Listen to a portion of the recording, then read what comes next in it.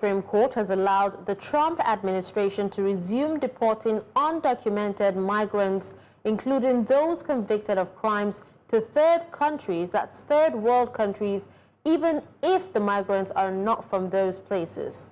Now, this temporary ruling overrides a lower court's decision that had required officials to give migrants advance notice and a chance to argue against their deportation on humanitarian grounds. The government argues that swift deportation are necessary for national security, while critics say that it bypasses due process and risks sending people to countries, that's African countries, where they would face torture or death. Now, with the appeals process still ongoing, the broader legal and ethical questions remain unsettled. To discuss this, I'm joined by Justice Uhuegbu. He is a legal practitioner in Abuja, Nigeria. And we also have Abdullahi, a governance and policy analyst in Nairobi, Kenya. Thank you so much for joining me, gentlemen. So let me begin with Thank you very much. It's my pleasure. All right. Now let me begin with you, Justice. Let's have your thoughts on the whole issue. The U.S. Supreme Court approving President Trump's policy allowing the deportation of undocumented migrants to Africa with minimal notice.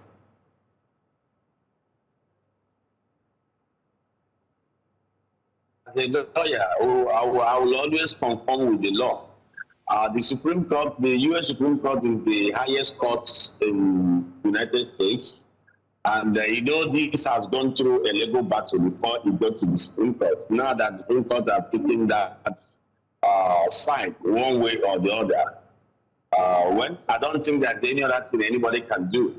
You know, once the Supreme Court gives a judgment, you can only appeal to God. So as far as I'm concerned, that is how it is for now. There's nothing anybody can do about it. All right, now let's also hear from Abdullahi. Abdullahi, let's have your thoughts as well. Why did the Supreme Court, or why do you think the Supreme Court issued a stay without explanation?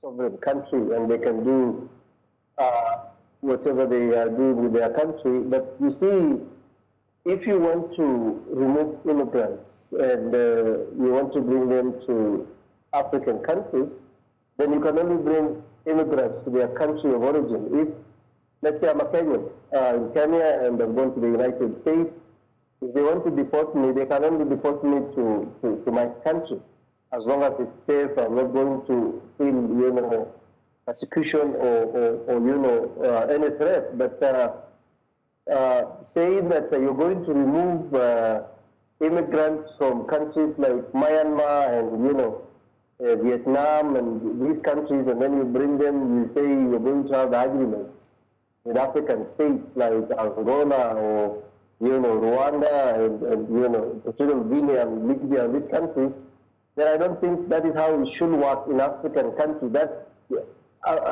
Trump is the president of the United States, so if he got his way in his country, then every African who went there illegally, who is being deported back to Africa, then everybody must be taken to their country. But you can't just dump people to African nations, because if you look at the countries they've stated, like, you know, Myanmar, Cuba, Mexico, you know, all Vietnam, Sudan, and these countries, these are relatively very poor countries, some of them.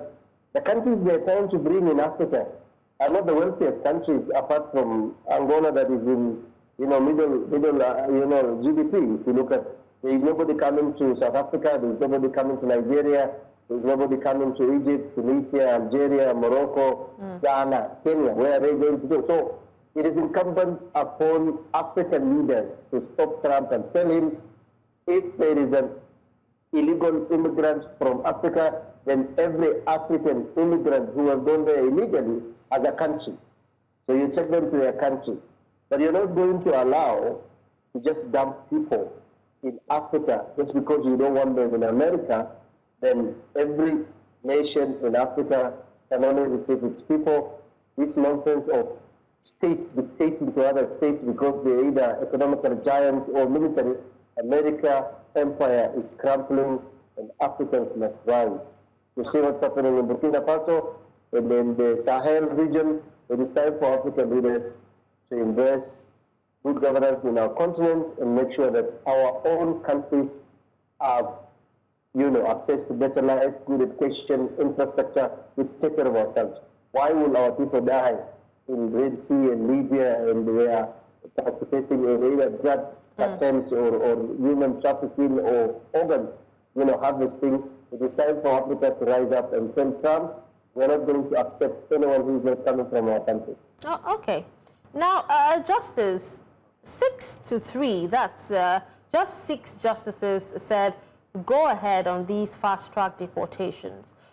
Doesn't that slim margin worry you about how the U.S. is weighing security against someone's right to be heard?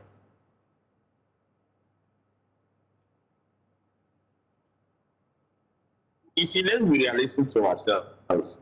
I believe that what Trump is trying to do, like he said, is for security purposes or for security reasons. Let me put it that way. For national security. If you put one face to it, are you hearing me? Yes, I can hear you. Go ahead. Yeah, if you put one face to it, and based on humanitarian grounds, you will say that the policy is wrong. And coming to the human rights angle also, I know America is part of the International Treaty for Free Trade, Free Traveling, and all the rest. But let us also understand one thing. It is talking about illegal immigrants and not legal immigrants. There's a difference between an illegal immigrant and a legal immigrant. And you and I know what illegal immigrant means. These are people who are in the country illegally, who have stayed there for some time, but they've not perfected their documents for stay for one reason or the other, and that is it. So, but all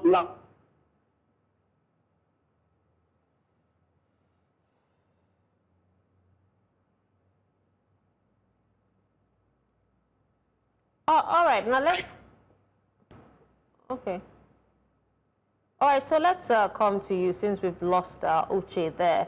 Now, Abdullahi, the lower court actually said that migrants need at least 10 to 15 days notice and also a chance to explain any fear of torture or death. Now, how much different does a 2-week window actually make? Why is that window so vital?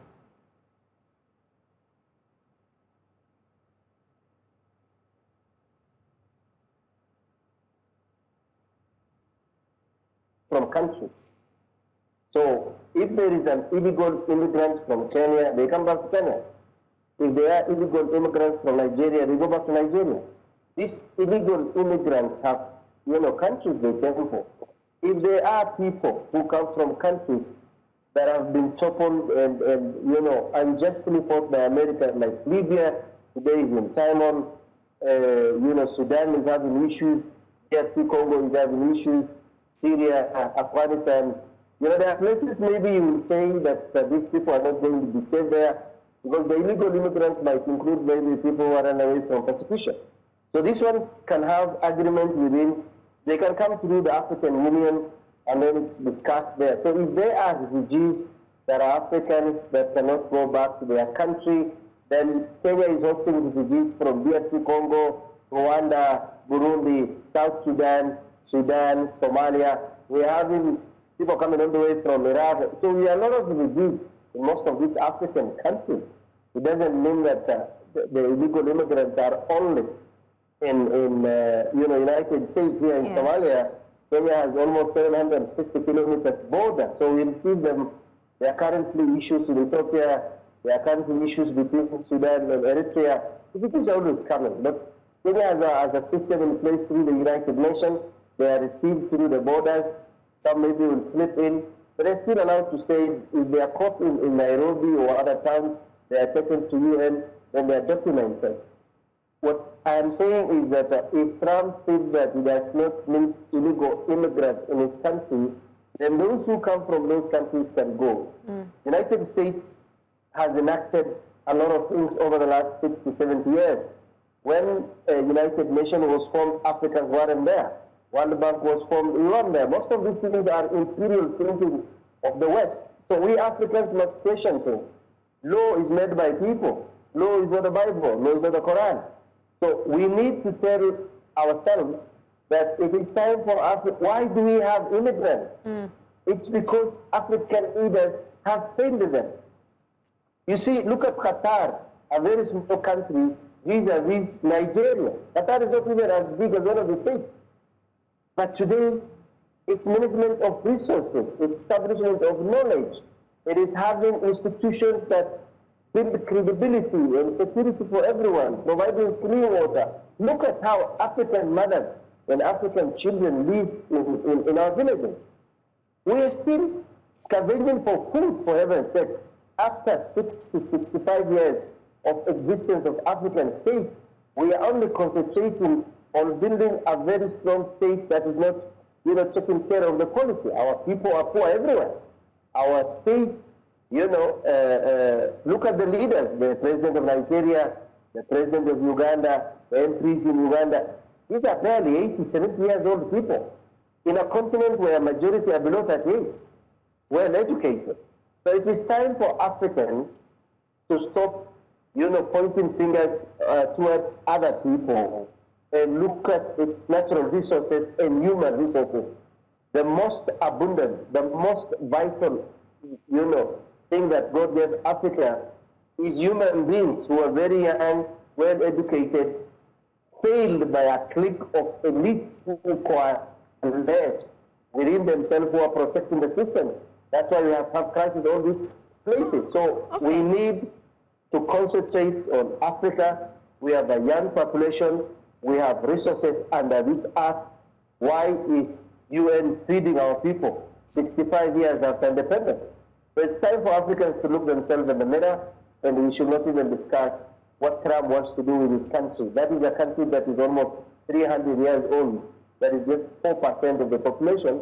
When we are, America is like 300-something million people. Africa is like almost 2 billion or plus. So we need to come back here home and talk to ourselves. You and I discuss how Nigeria can become a country that is peaceful, prosperous, free of terrorism. Kenya can have the same. Our roads are safe. Our people have clean water. Africa is rich. We need to come back and look at home. America is taking care of its people. We must take care of ours. All right, now let's hear from Justice. Justice, thank you for reconnecting. Now, just like the UK actually has similar deals with Rwanda and some other countries, especially for asylum seekers, the US deals are reportedly in place with El Salvador, Kosovo, and Rwanda itself. Yet reports, there are reports of prison abuse, there in some of these countries.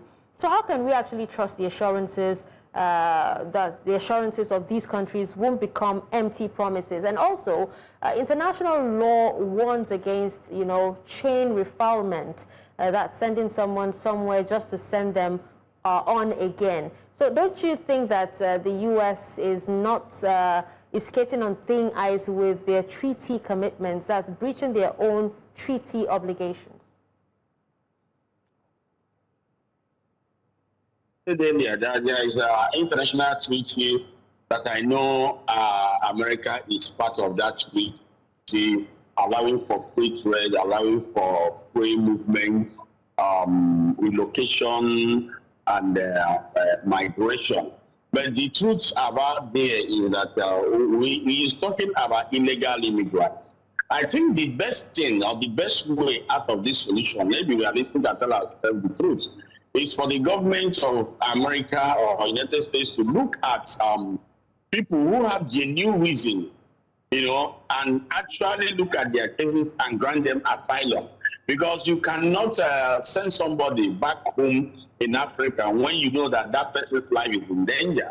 Some of them, if they get back to their country, they either be arrested or they be killed or whatever, especially this era where in most of the African countries, there is serious terrorism, internal terrorism going on there. Serious internal insecurity going on in those countries. So I think that is the only way out to this. But as per a country trying to say we don't want illegal immigrants, yes, for me it is okay. Any country can do that. If the country we take part from today, Nigeria, is well organized, there are so many illegal immigrants in this country. You see so many Lebanese, you see so many Indians. In fact, you see some of them today hawking things on the streets of Lagos and all the rest. And we know that some of them, they don't have papers. So our government, what are they doing about it? So for me, the government is being careful about security, especially this period that the order of the day issue of terrorism that is ravaging the whole nation in the whole world. That is the issue.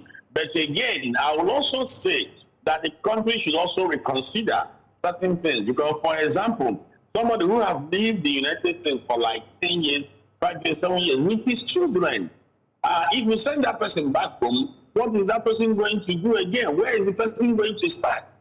For me, if there's a way to make them sign or come together and make an undertaking to be of good behavior, to impact, because every country wants somebody that will migrate to their country to add to the development of the country and not to be an agent of destruction. There's no truth about it. Let's be realistic to ourselves. And again, it takes me also to the issue, why are our African people always live in Africa? If everything is well and things are going the way it should go, if the government in Africa, the various countries in Africa are doing what they are supposed to do, when we have all the resources, people will not be leaving their country anyhow. For example, let me take Nigeria for example. The slogan today in Nigeria is Japa. Everybody wants to Japa. Why do people want to Japa? Because the situation in Nigeria has become frustrating. Nobody wants to live in this country again.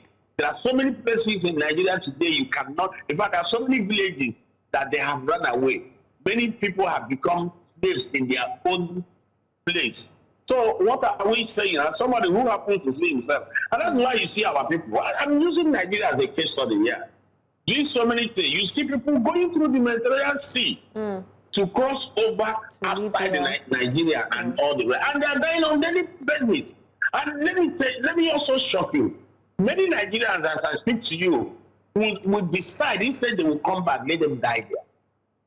Absolutely. And that is how bad it is in Africa, especially in Nigeria. Oh, it is our problem. It's not the United States' problem.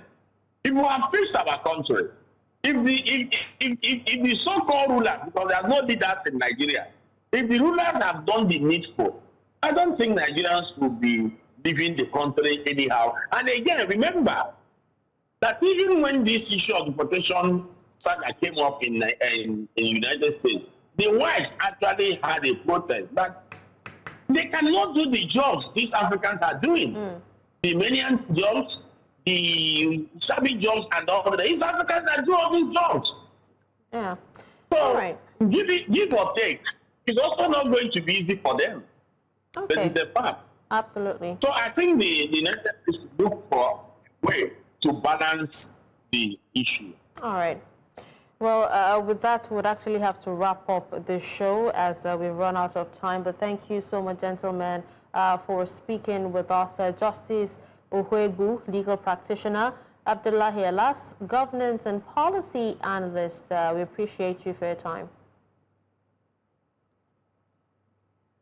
Thank you very much.